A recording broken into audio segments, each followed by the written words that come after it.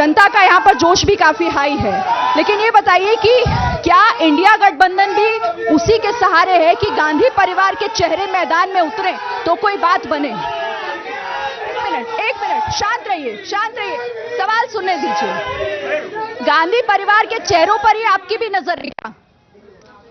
देखिए, ये जो आप सवाल पूछ रही हैं, आप आगरा आई हैं, आप मोहब्बत की नगरी में हैं, आपका स्वागत है, लेकिन ये राष्ट्रीय प्रवक्ताओं के जवाब हैं। हम आगरे की समस्याओं को लेकर इस पैनल में खड़े हैं, क्योंकि जो हुए हैं बीजेपी के, उनके काम पे या समाजवादी यहाँ जीतती है, गठबंधन जीतता है, तो वो आगे क्या प्लान है, इनके सवालों के जवाब देने के लिए हम लोग हैं। गांधी परिवार बहुत एक बड़ा परिवार हो गया, बड़े राष्ट्रीय नेता हो गए, उन पे सूरज के आगे दिया दिखाना हम लोगों के बस की बात नहीं। चलिए, अमित सिंह जी हमारे साथ हैं और उम्मीदों के दिए के तौर पर दो चेहरों को देख रहे हैं, क्योंकि खबरें गाय बगाए इसी को लेकर आ रही हैं कि आप गांधी परिवार से राहुल गांधी हो चाहे प्रियंका गांधी, ने आप उतारने की तैयारी कर रहे हैं? गांधी परिवार से मुझे लगता है, मुझे या एबीपी न्यूज, मुझे लगता है पूरे देश ये उम्मीद कर रहा है कि गांधी परिवार, हर प्रदेश चाहता है कि हमारे स्टेट से गांधी परिवार का कोई ना कोई सदस्य उतरे। ये मैं भी कामना करता हूं, कांग्रेस पार्टी की तरफ से मैं रिक्वेस्ट करूंगा कि उत्तर प्रदेश से गांधी परिवार की राहुल गांधी जी, प्रियंका गांधी जी दोनों उतरे, क्योंकि गांधी परिवार से विकास जुड़ा हुआ है। बात बन पाएगी। गांधी परिवार से विकास जुड़ा हुआ है। गांधी परिवार का व्यक्ति जब सत्ता में आता है, गांधी परिवार जब सत्ता में आएगा तो रोजगार की बात होगी। गांधी परिवार जब सत्ता में आएगा, विकास होगा, लोगों को रोजगार मिलेगा। और ये जिस प्रकार से गुंडा राज है, हमारी माताएं बहनें सुरक्षित नहीं है, ये एक तरीके से सुरक्षित महसूस होंगी और उत्तर प्रदेश नहीं पूरे देश में राम राज्य होगा। चलिए ठीक है, आपके सवाल पर मैं जनता से भी जवाब लूंगी। आप मुझे बताइए, लग रहा है आपको कि ये कोई चुनौती? शांत रहिए आप लोग, एक मिनट। चुनौती है आप लोग? है, आवाज नहीं आ रही।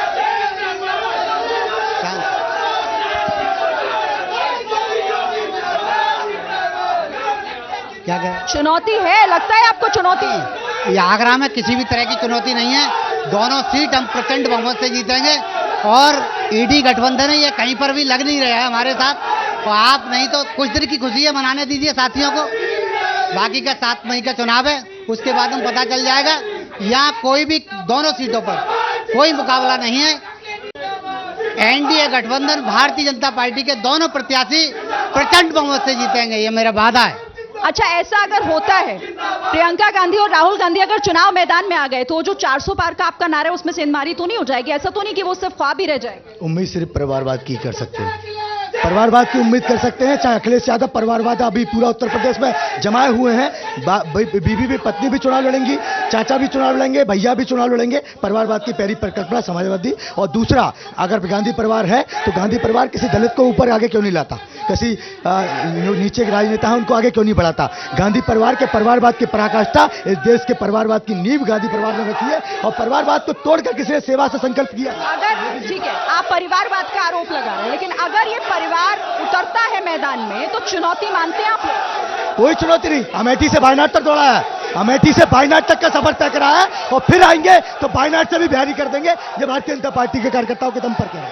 मैं जवाब ले लूं, मैं आती हूं। आप लोग एक मिनट, नारेबाजी नहीं, सुनिए सुनिए सुनिए।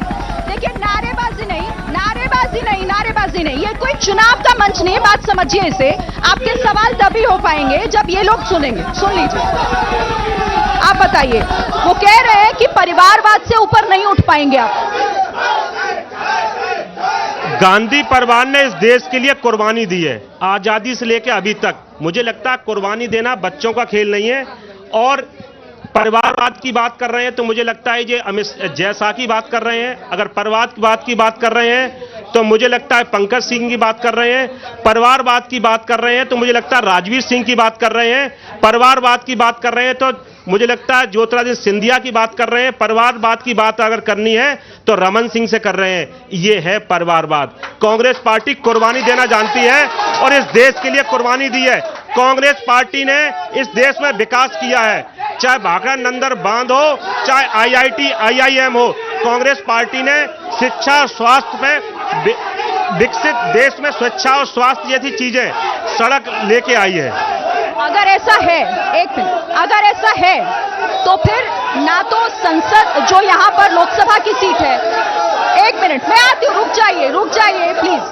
अगर ऐसा है तो विधानसभा में क्लीन स्वीप, संसद की दो यहाँ पर संसदीय क्षेत्र 2 हैं, 2 लोकसभा की सीटें हैं, क्यों नहीं हो पाता? ये एक लोकतंत्र का हिस्सा है और मुझे लगता है लोकतंत्र में सीट मायने नहीं रखती है। लोकतंत्र में अपना आदमी जो पार्टी है वो किस प्रकार से अपनी भूमिका निभाती है, किस प्रकार सड़कों पे चलते आम आदमी की बात सुनता। हमारा नेता सड़कों पे चल के गरीब की मजदूर की बात सुनता है, हमारा नेता नौजवानों की बात करता है, हमारा नेता ये बात करता है जब सरकार आएगी तब 400 हर मजदूर को 400 रुपए मिलेंगे, और ये बात करता है कि जब सत्ता में आएंगे ना तो जो पढ़े लिखे नौजवान हैं उन्हें 1 लाख रुपए साल देगी।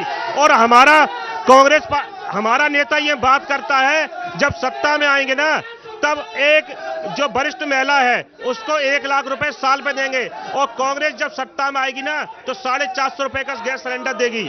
जैसे ही घड़ी का काटा दोपहर 2:30 पे आए, बबीता जी का दिल सास बहू साजिश के लिए मचल जाए। और ये है इनकी बहू, पूरे दिन ऑफिस की टेंशन हो जाए गॉन जब ये करें अपना फेवरेट शो फ्री टाइम पे ऑन। इनकी तरह आप भी देखिए अपना फेवरेट शो अपने टाइम पर और डाउनलोड कीजिए एबीपी लाइव ऐप अपने स्मार्ट टीवी पर।